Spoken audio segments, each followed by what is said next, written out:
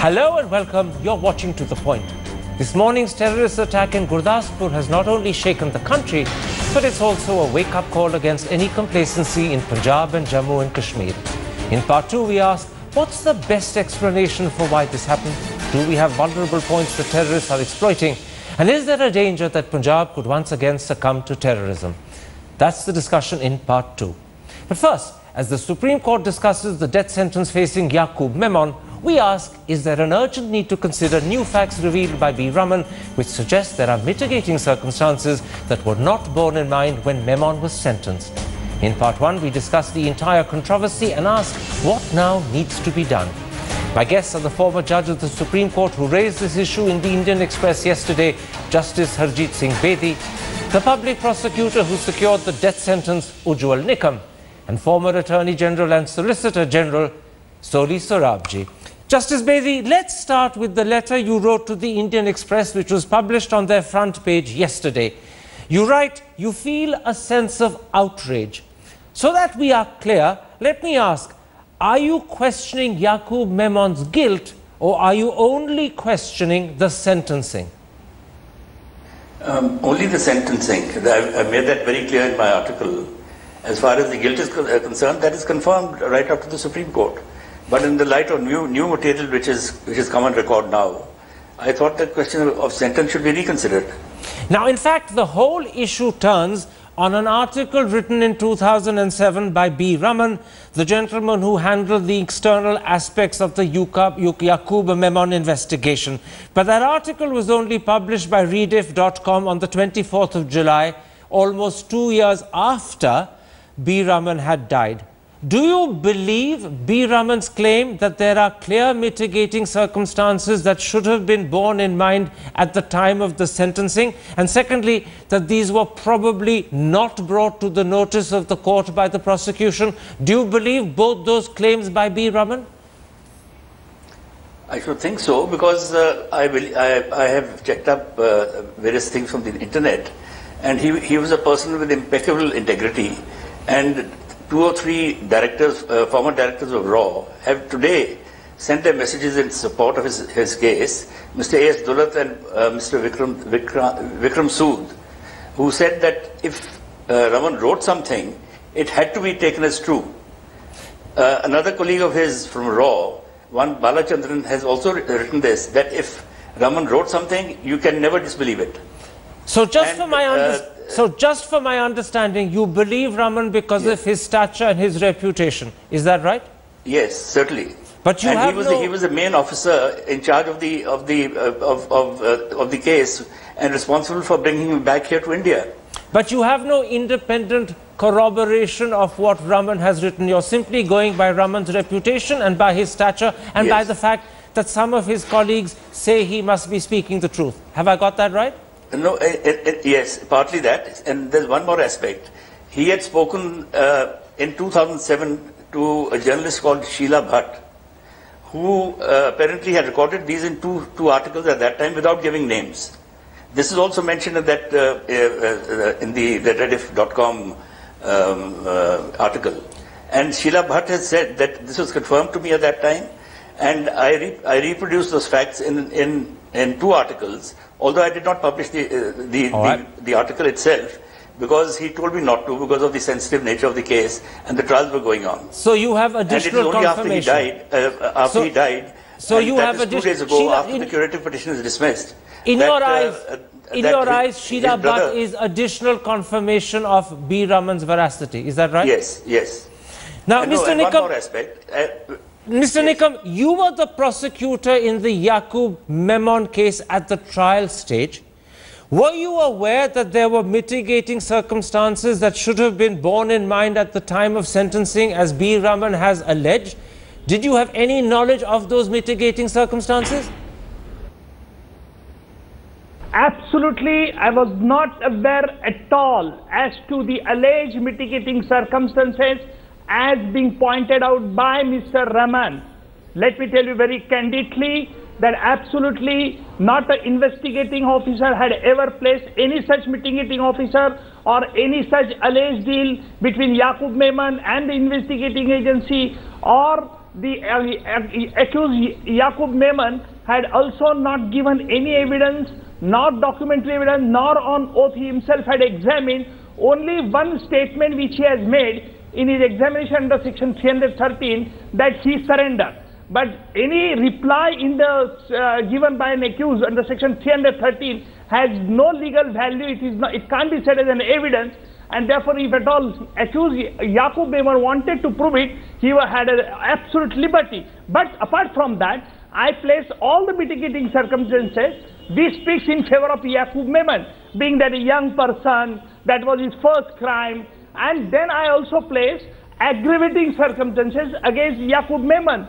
Then I requested the court to strike the balance, I want to talk specifically, Mr. Nikam, about the mitigating circumstances that B. Raman has written about. If you as prosecutor did not know about them, and you've just said that, then does it not follow that as prosecutor you could not have made the court aware of these mitigating circumstances either? Am I right on that? Yes, absolutely correct.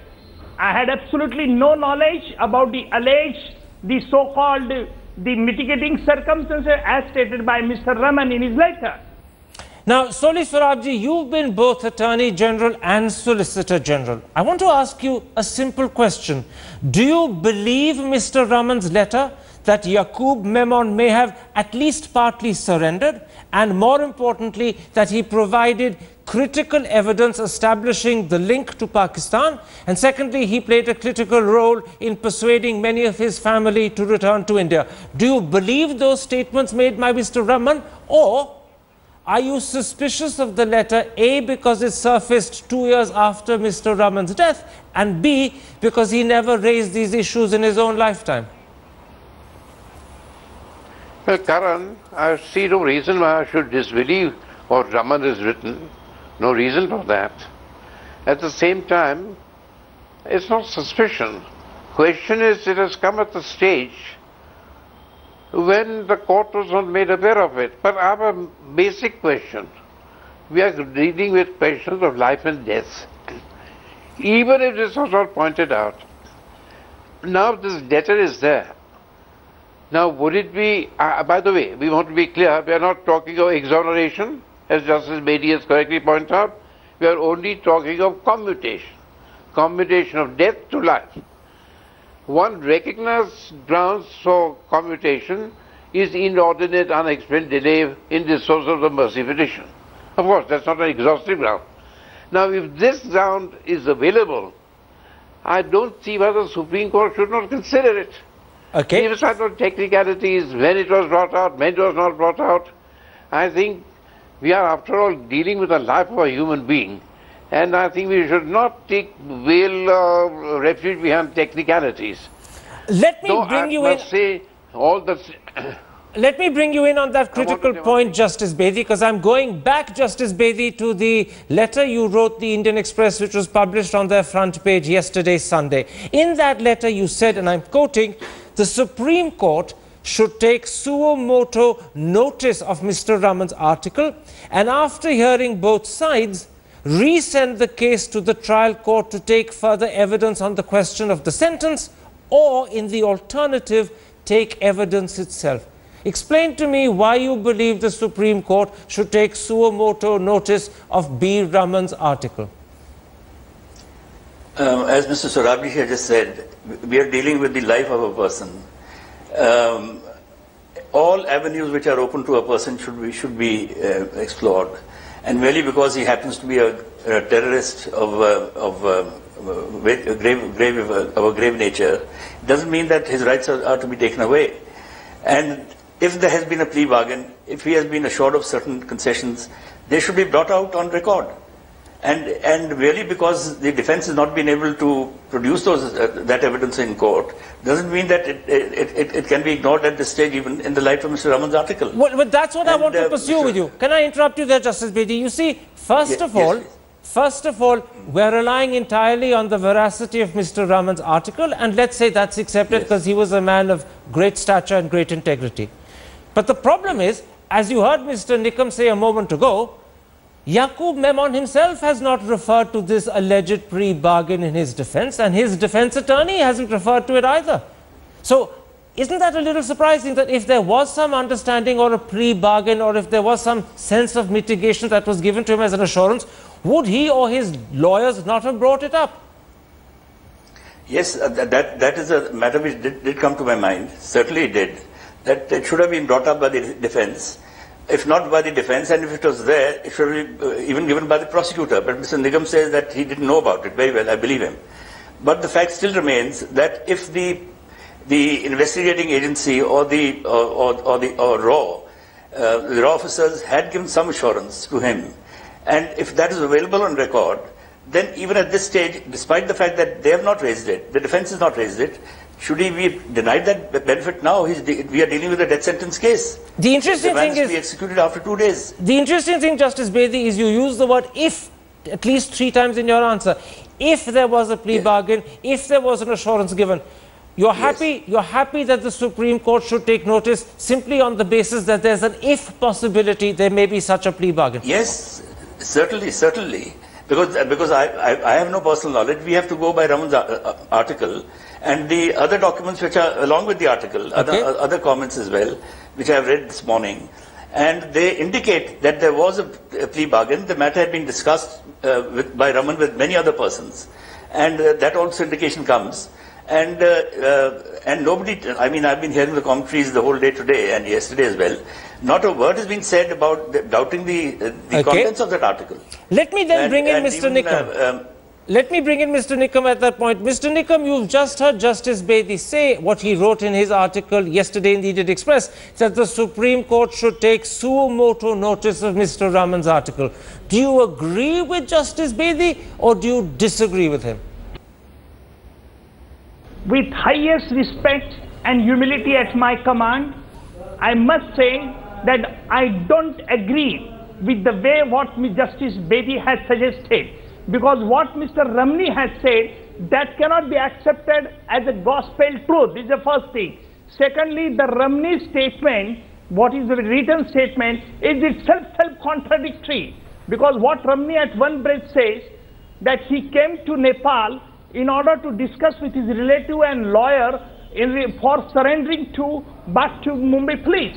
But later on, at the same breath, he says that after taking the advice from them, he had a plan to return to the Pakistan, and he had decided not to surrender. And when he was trying to board the aircraft which was flying to Karachi, then he was caught by Nepal police at Kathmandu airport. So absolutely this clear that he had no intention to surrender. And secondly, how the Supreme Court can take suo motu cognizance of that Ramani's letter? How one can say any ex-officer of a government can make any type of statement?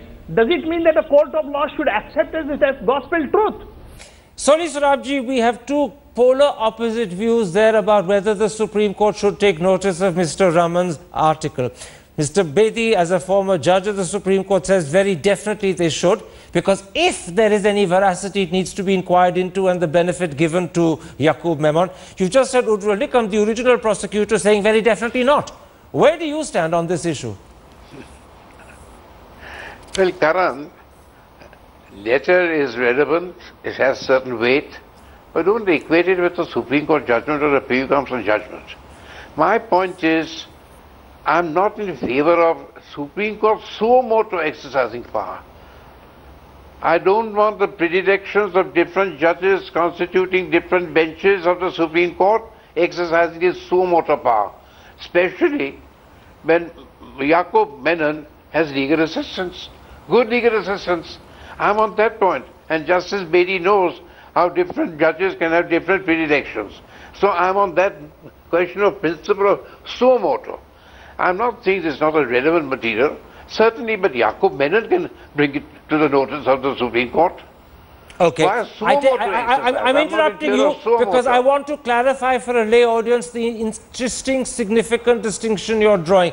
You don't want the Supreme Court itself to take suo motu notice, but you do believe that this is a relevant fact and Yaqub Memon or his defense attorney can bring it up themselves. The second would be, in your eyes, the preferable way. Have I understood you correctly, Soli Sorabji?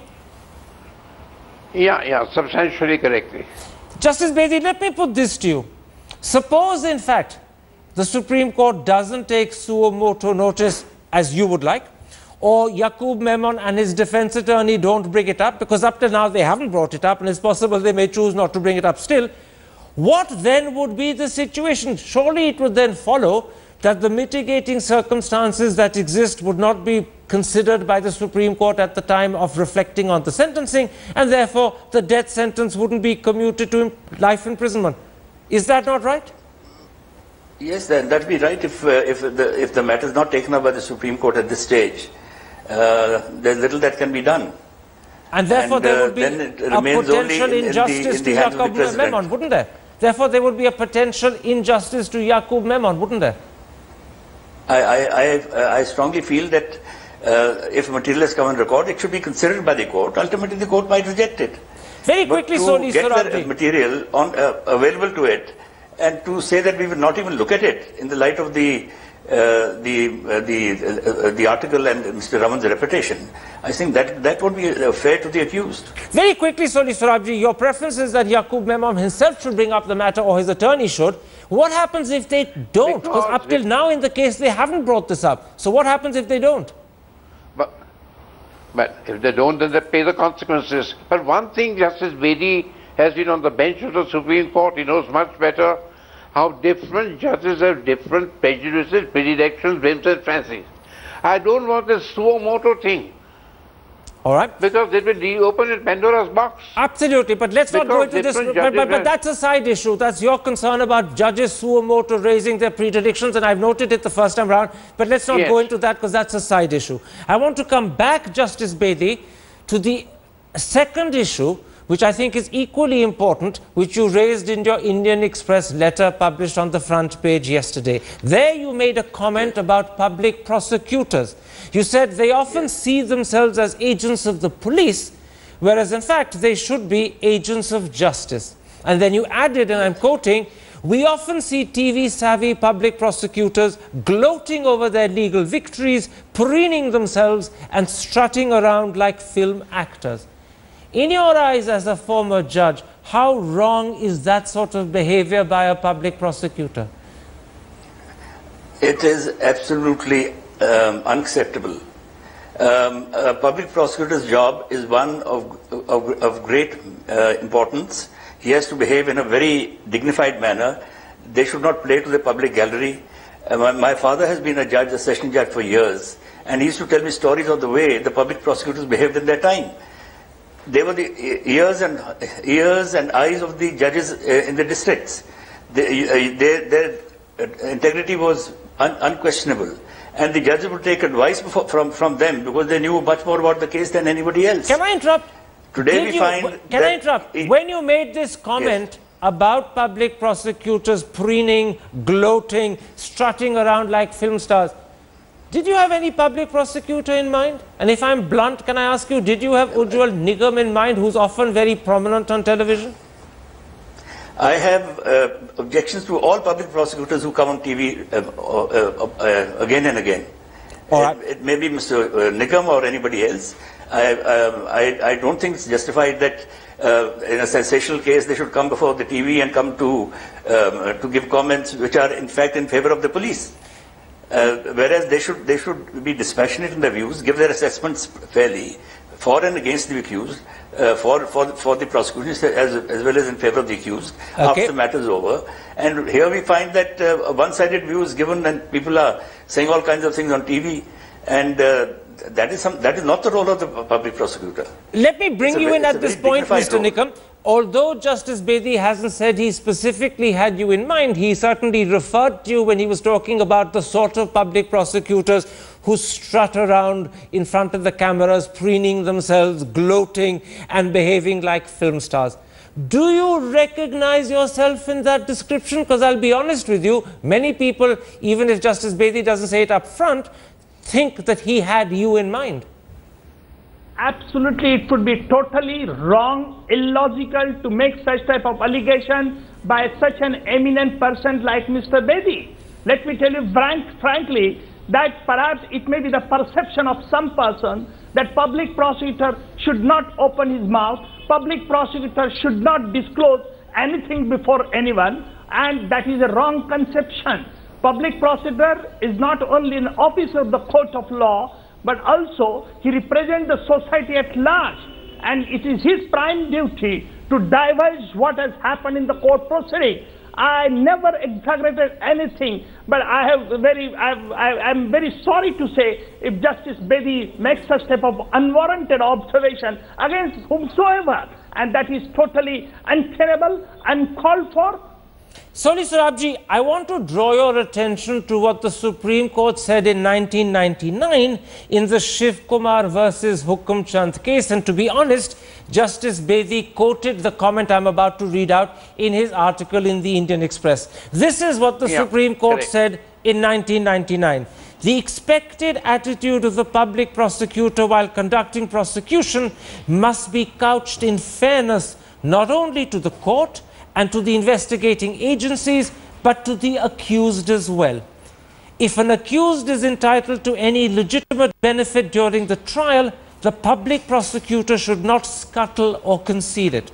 On the contrary, it is the duty of the public prosecutor to winch it to the fore and make it available to the accused.